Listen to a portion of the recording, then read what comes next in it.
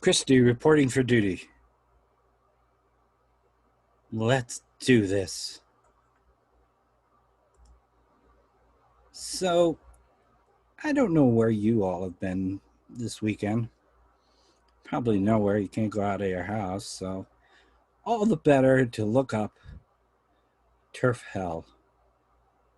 But this is a special kind of turf hell.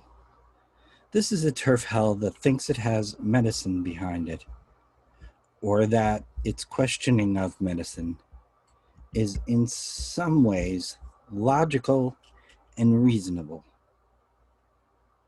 In J.K. Rowling's Screed Part 2, she says, to quote the newly formed Society for Evidence-Based Gender Medicine, SEGM, a group of 100 international clinicians. Now, just for the record, there are more than 100 international clinicians who are gender affirming within 100 miles of me. So, really. The history of medicine has many examples in which the well-meaning pursuit of short-term relief of symptoms has led to devastating long-term results. The gender affirmative model commits young people to lifelong medical treatment, dismisses the question of whether psychological therapy might help to relieve or resolve gender dysphoria, and provides interventions without an adequate examination. So, yeah, that led me down into the hellhole. And you can tell because I'm still sweating. But SEGM can't possibly be that bad, she says, as if she hadn't already read the website. Let us look. Okay, here is our opening. Historically, the small numbers of children presenting with gender dysphoria were primarily prepubescent males. And you know, fuck prepubescent males. Just screw them. They don't count for anything. In recent years, there's been a sharp increase in referrals of adolescent females to gender clinics. Because that's who we have to protect. The assigned female at birth. Now, I am all for protecting girls, by the way. Not like I'm saying that's a ridiculous thing to do, but all of this didn't start until assigned female at birth people were starting to come in and more than assigned male at birth. And I've gone back, and that's really it. The true turfdom is that. And J.K. Rowling's first screed had that. And the second screed has that to a different extent. But anyway, let's get back to the SMEGM heads. Childhood onset gender dysphoria has been shown to have a high rate of natural resolution, with 61 to 90% of children re-identifying with their biological sex during puberty. Yeah, people like me. No studies to date have evaluated the natural course and rate of gender dysphoria resolution among the novel cohort presenting with adolescent onset gender dysphoria. As I said the last time, I'm one of the desisters. I'm the person who could not stand the social pressures. I couldn't stand family pressures. I stopped. It was the worst move I ever made. So the middle part is almost exactly what JK noted. Now, this is a really new place. There isn't a heck of a lot of information on here. There's a bunch. The medical pathway of the gender affirmative model consisting of puberty blockers, lifelong cross-sex hormones, estrogen and spironolactone, and mastectomy or breast implants, removal of ovaries or testes, hysterectomy, surgical removal and revision of sex organs. Yeah. Hormonal and surgical interventions can lead to irreversible physical changes. Please. Medical complications, drug side effects. Another personal note. When they weren't going to give me E because of a history of a heart attack, I said I would go through any tests they needed and whatever needed to be done so I could get on E, estrogen. And when the person balked, I said, I would rather die tomorrow knowing that I took this step finally than to live the rest of my life knowing that I could have.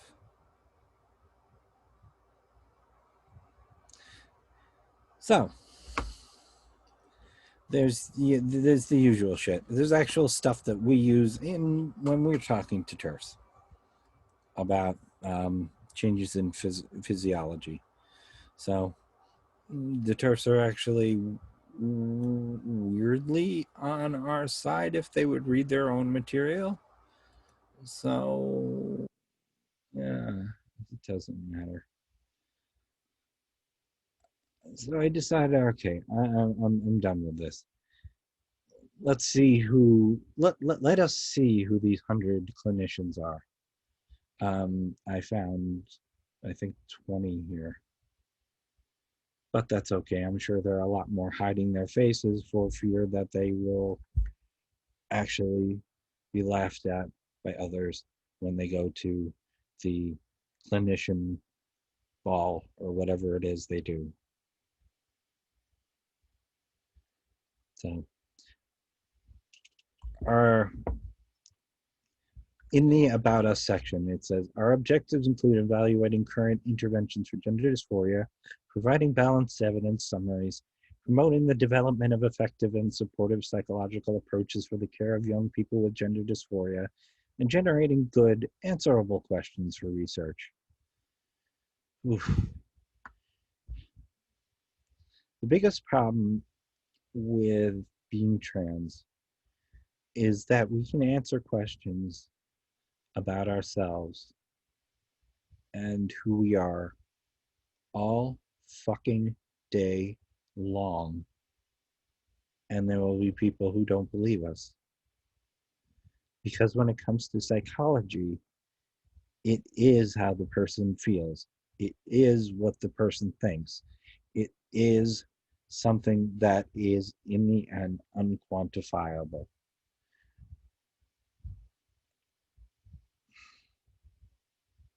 That there is no time I can remember in my life that I was a boy. For real. Doesn't count. There are other very personal things that I don't talk about, and someday I will, that tell me who I am. And I don't give a shit who tells me I'm not. So we look at the first person, the guy who is the first name they decide to showcase here. Oh, and his name is William Malone, MD. Let us look a bit about William Malone, MD, shall we?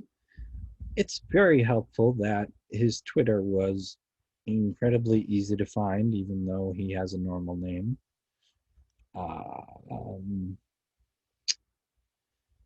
let's see. He wrote "No One Is Born in the Wrong Body," which basically says trans people don't exist. Although they always have that little tiny disclaimer that people who are suffering genuine dysphoria need to be treated. But genuine dysphoria is never, ever defined because, again, it can't be. And they don't ever believe that genuine dysphoria is a thing.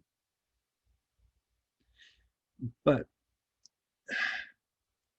back to Will Malone here.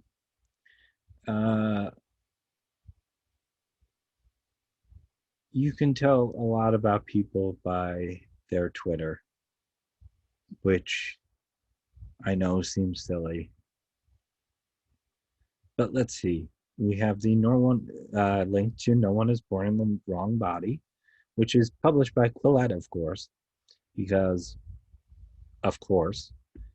First retweet is Lisa Littman, who's still looking for people to do clinical studies to prove her right. Inspired Team Therapy, which I'm gonna freaking well get into in a minute. Bernard Lane, who's another one of them, and Ray Blanchard, our old and dear. If you are a dysphoric woman, then you must have an obsession with vagina. It's a sexual thing, you see. So this is the kind of people he thinks they're worth amplifying their voices. Now, I was looking through the rest of this thing. And I was having a lot of trouble figuring out how to get into this. Because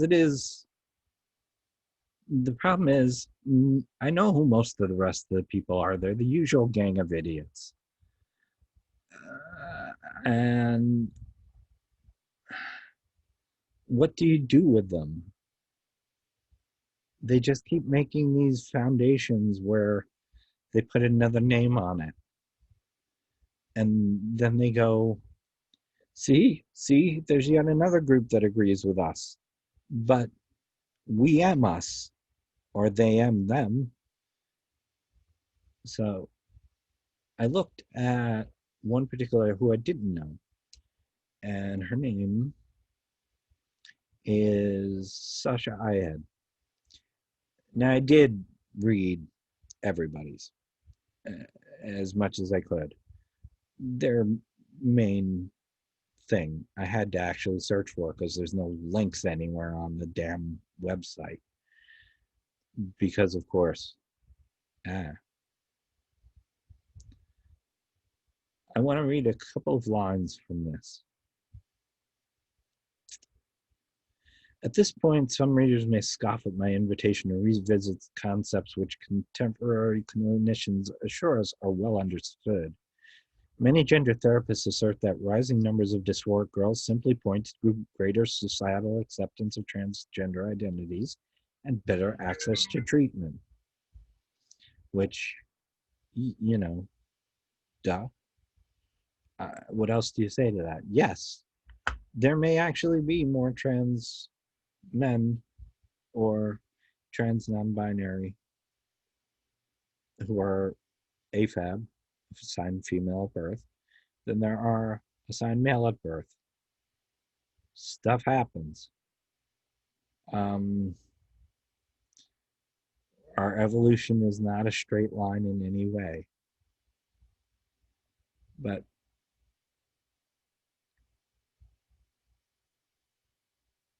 I have worked with 350 families whose child experiences adolescent onset gender dysphoria, which is their new term for rapid onset gender dysphoria.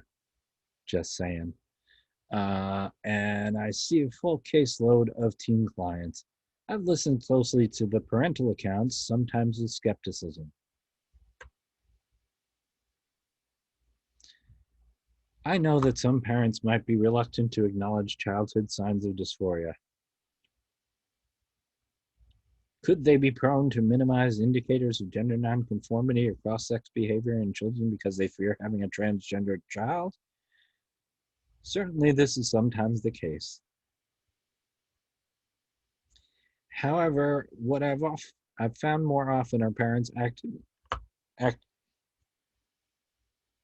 However, what I've found, however, what I've found more often are parents actively looking to the past for explanations.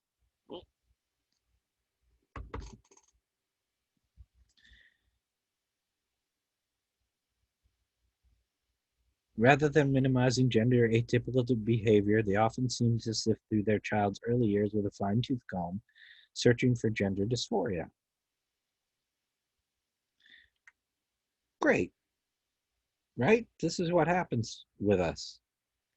Um,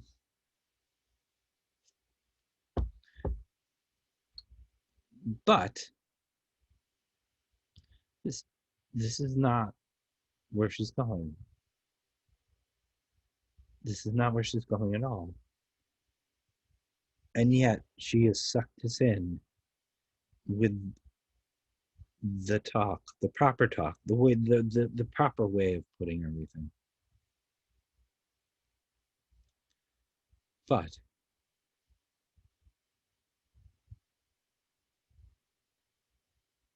imagine, I'm going to cut this down quite a bit. So imagine it's December in 1989. Cindy is in her mid-20s, wearing an oversized button-down short-sleeve shirt. She has a leather bomber jacket draped across her forearm and looks handsome in short but tousled hair. She gives the therapist a firm handshake and a nearly imperceptible smile. As Cindy settles into the chaise, she adopts a hunched over position. She appears to be hiding her breasts and fidgets with her skirt frequently. Again, we recognize all of this, right? Juxtaposed against her restrained posture, Cindy's personality is warm and pleasant. She's eager to talk. Cindy had a masculine demeanor ever since childhood, insisting she was one of the boys in elementary school. I relate to this. I insisted I was one of the girls, but that was the 70s and nobody believed me. Uh, when puberty hit, she felt like her world was flipped upside down. She struggled to deal with the way her body was changing and alienating her from her male friends. She felt betrayed by her body and her friends. Yep. Now, why am I reading all of this stuff that we're familiar with? These are our stories. These are trans male stories and trans mask stories in particular, but it's all our stories in a way. However, oh wait, she puts in her own however. At this point, I feel it's necessary to add a few caveats. First, I've been generous to Cindy by portraying her history as free of serious trauma. More likely, Cindy would have experienced some severe relational trauma or abuse in childhood. Research indicates that gender dysphoria presentation in females, even prior to the current boom, was often correlated with serious childhood trauma.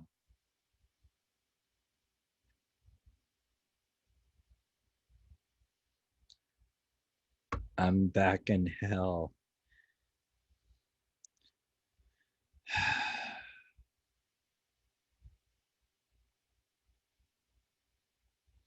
This may be an aside that doesn't get in the in the cut version. This may be an aside that doesn't get in the cut version. Excuse me. The first question my mother asked me when I came out trans was, "Is it because you were raped as a teenager?" Which, no. I had these feelings long before. What happened was that my androgyny at that particular point in history made me more of a target.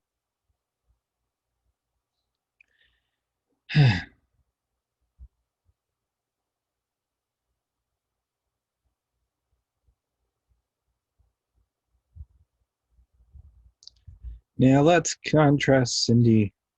Now, there's a paragraph here that sort of says Cindy is trans and cool, but we've just read a paragraph that pre-butted that. This is actually, were I to print it out, it'd be about 10 pages long. So I'm really getting to the meat of this, but this is one of the people I've run across quite a bit. And she does videos on YouTube. Um, so she's not exactly hard to come by. Adrian is a young dysphoric girl circa 2019. Another fictional character, you think. Adrian is a composite patient who resembles hundreds of young women from families I've met. Her story also draws upon the experiences of female therapy clients I work with, and blah, blah, blah, blah. I love this a little bit, though. Light aqua streaks punctuate her brown hair, which she wears in a short side sweep, covering her left eye. Yeah, I did that too. It's a thing. It's actually a style. Um, Adrian was initially hesitant about this therapist, especially since her parents had strongly encouraged her to discuss gender problems. Adrian didn't see her identity as a problem, and it wouldn't be if they'd only let her take tea. It felt absolutely devastating that her parents, who she'd rarely fought with before, were now rejecting her. She explained, "They're denying my existence, you know?" Because, of course, she talks like that because we can't believe her. So, my parents think it's a choice, but why would anybody choose to be trans?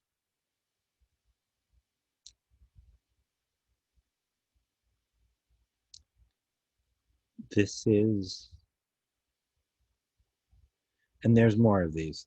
And eventually, it turns out that none of these people are trans. And there's two more. There's Adrian, and they're all girls, by the way. They're all assigned female at birth. Um, Girls in the eyes of Sasha here. Dr. Ayad, although I don't really feel like giving her honorific. So Adrian just had a friend named Emily who was trans who talked her into it. That's pretty much Adrian's story. Uh, the reason I spent so much time on this one person is A, I didn't know who it was before. And then I looked up her videos, and one of her videos is right in Will Malone's Twitter feed, right, right near the beginning. And here's the thing.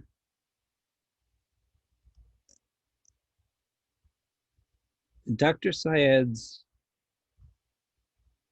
page called Inspired Teen Therapy, by the way. Oh, Master's Education LPC. I apologize. Not doctor. Um, Although out of politeness, you're supposed to call them doctor when you go in.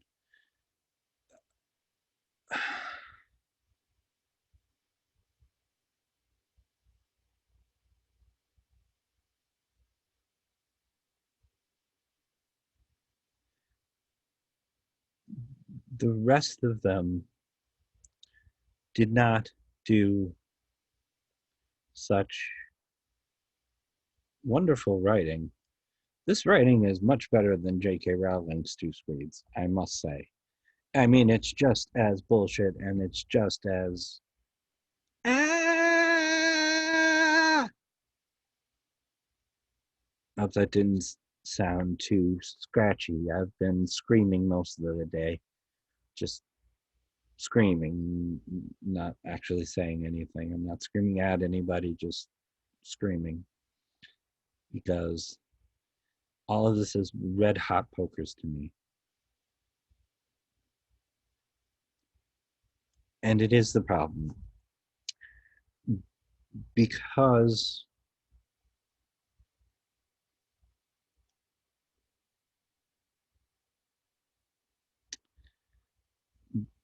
because no one really can know what is going on in another person's head.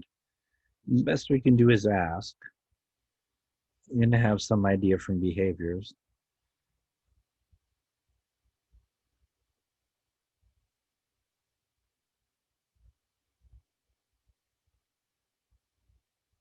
It's so easy to dismiss us. It's so easy to make us go away in their own minds. Now we have a lot of other things going on. We have the lesbians who think that we're all out to rape them, which, eh. But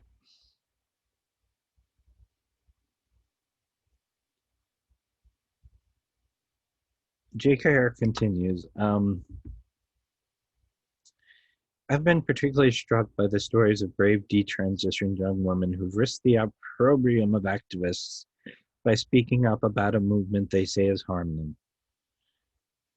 If there is one trans person alive who does not feel that people who had other problems and were not, in fact, trans, should be a subject of opprobrium, let me at him. It's not something that happens.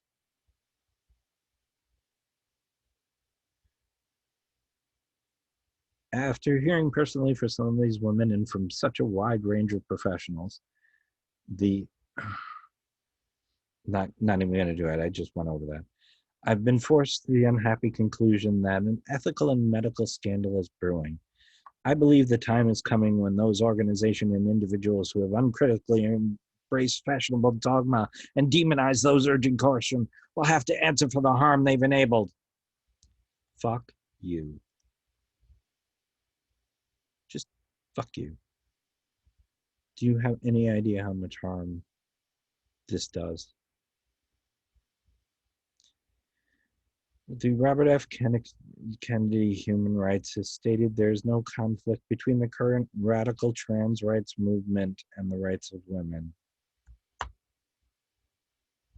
I'm just going to lay my head on my microphone for a second. If I don't wake up, this paragraph killed me. Okay. The thousands of women who got in touch with me disagree. Maya Forrester? Forrestater? I don't know, I've already forgotten her. And it doesn't matter what I call her, does it? According to her. Thousands of women who've gotten in touch with me disagree and, like me, believe this clash of rights can only be resolved if more nuance is permitted in the debate. What fucking nuance? There is no nuance. Trans women are women, trans men are men, non-binary people are non-binary, gender fluid people are gender fluid, asexual people are asexual, aromantic people are aromantic, intersex people are intersex. You get the picture? I missed a lot of them. There is no goddamn nuance. You want nuance so that you can say that assigned female at birth people are not really trans. That's it. That's all you want. And I'm fucking sick of it. I'm just so sick of it. And I don't know how to stop it. And it does bother me that the assigned male at birth was not such a big deal. It's just, oh, look at the queens and they're in their balls and doing their queen things and confusing trans people and cross dressers. There is an overlap, but you know,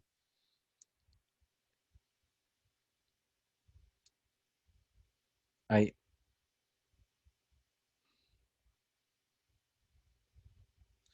I don't believe in a god, as people know. But if I did, I would be thankful that I finally get to do this after so many years of being pushed back in the closet by people like this. I do want to take a couple minutes at the end here. I apologize for going off a little bit. No, I don't. I'd have to actually mean that if I apologized, and I don't. So, one of the things that has been coming up in a lot of these is the Dutch model. And it is said that, I'm just going to go with a number off the top of my head because it doesn't actually matter. Not a bit. Doesn't matter at all. That there were 55 participants. That's close. And no follow-ups. That's bullshit. And that's the entire model we're using. Well, in the US we use WPATH, which has its own problems. But in 2006, the Dutch model was published outlining the new approach to the care of transgender youth. Adolescents 12 years and older with gender dysphoria are administered GnRHA to minimize further development of undesired secondary sexual characteristics, to induce feminization or masculinization. Appropriate gender-affirming hormones, estrogen or testosterone respectively, are added to the regimen when youth reach the age of 16 years or 18 years or 21, or they're killed depending on where you live. A recent follow-up study from the Dutch team showed alleviation of gender dysphoria and steady improvement of psychological functioning among 55 transgender young adults. Well, that's where they got the 55 number from. Okay. Whose medical gender transition consisted of puberty suppression followed by gender-affirming hormones and eventually gender affirmation surgery. So the problem is that there's a 2009 study, there's a 2011 study, there's a 2012 study, three 2013 studies I know of, a 2014 study, a 2016, because the 2015 had flaws, at least several 2017 studies, and all that, and we still call it the Dutch model. I wonder why. Could it be Satan? I shouldn't do that. That is showing my age. Could it be that the Dutch model actually keeps proving out? Perhaps. I am just delusional. I'm a delusional person sitting at a delusional clinician's office, getting my delusional hormones so I can feel like a delusional human person again. And you know what? If that's the case, let me keep the delusion because for the first time in my life, I am happy. Thank you.